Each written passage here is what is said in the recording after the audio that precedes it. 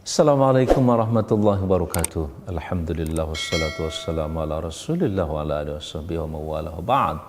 Puji, syukur dan salawat kita jangan pernah terlewat dalam setiap kata dan tindakan serta perbuatan kita, karena saat itulah kita betul-betul merasakan jati diri kita sebagai orang yang tidak punya apa-apa, dan saat itulah kita memiliki yang terbaik dalam hidup ini, terhebat, teragung, dan dialah Allah Subhanahu wa taala yang selalu memuliakan kita manusia.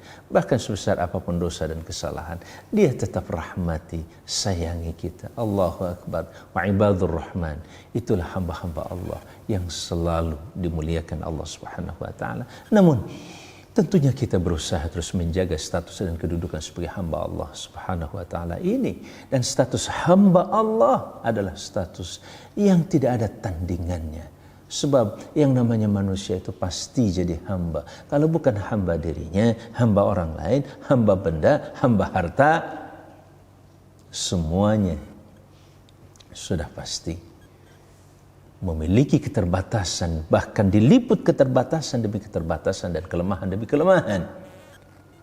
Saat kita bersandar dan menjadi hamba yang maha dalam segala sesuatunya, bahkan maha tidak terhingga dalam segala sesuatunya. Komputer sedahsyat apapun tidak mampu mencatat kebesaran dan keagungannya.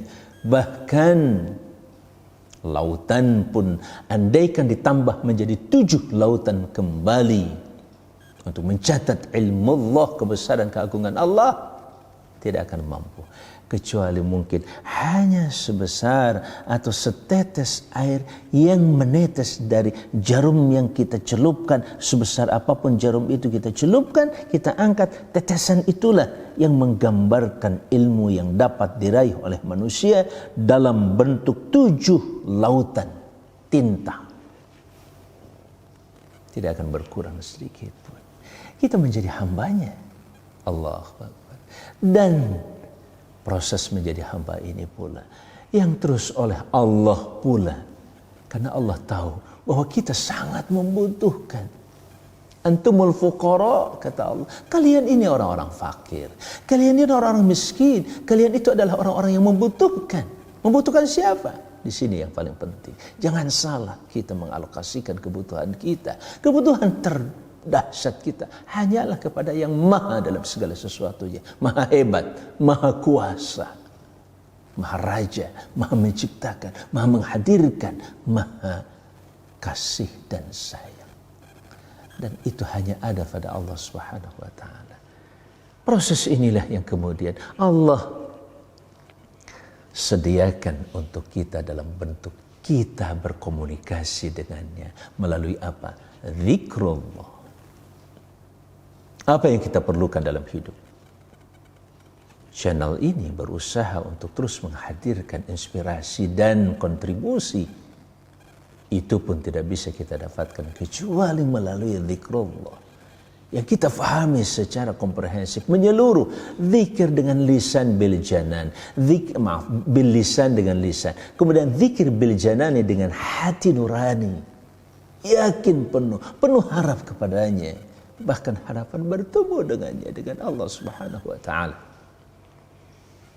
Zikir dengan iltizam, komitmen kita untuk menghadirkan kebaikan demi kebaikan yang selanjutnya. Pada saat kita terpeleset jatuh sekalipun berdosa, Allah angkat dengan istighfar. Allah berikan pada kita tawaran bertaubat.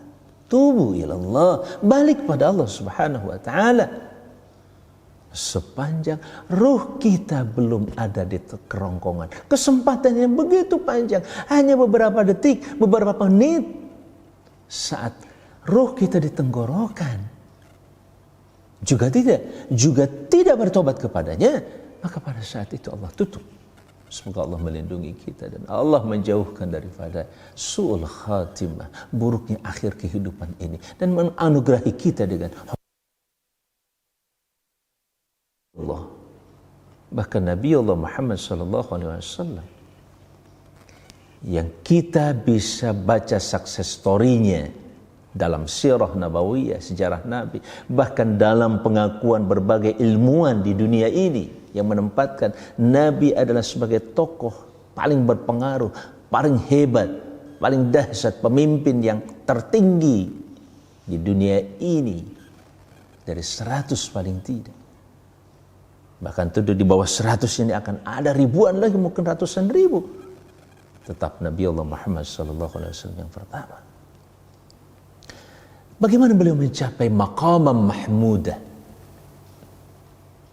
tempat terpuji seperti itu? Inilah ma'thurat. Seluruhnya terekam dalam sirah nabawiyah, dalam as-sunnah nabawiyah, yang menjadi bagian daripada sunnah nabawiyah adalah kebiasaan Nabi dalam hidup. Sunnah adalah kebiasaan, tradition, tradisi Nabi, kebiasaan Nabi sehari-hari apa sehingga menjadi orang hebat seperti itu.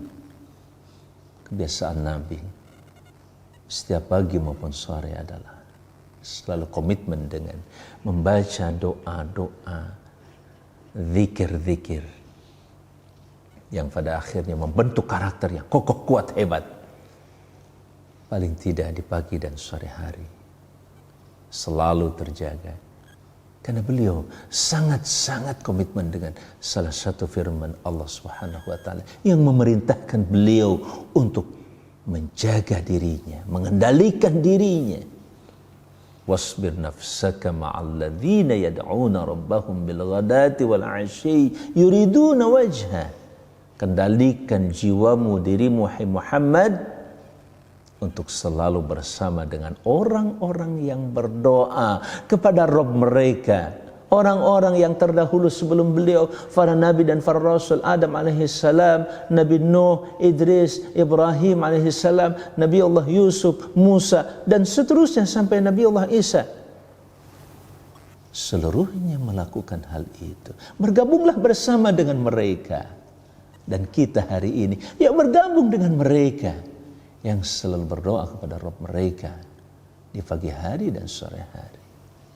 Yuriduna wajha, mereka hanya menghendaki wajah Allah Azza wa Jalla, hanya menghendaki pertemuannya dengan Allah Subhanahu wa taala.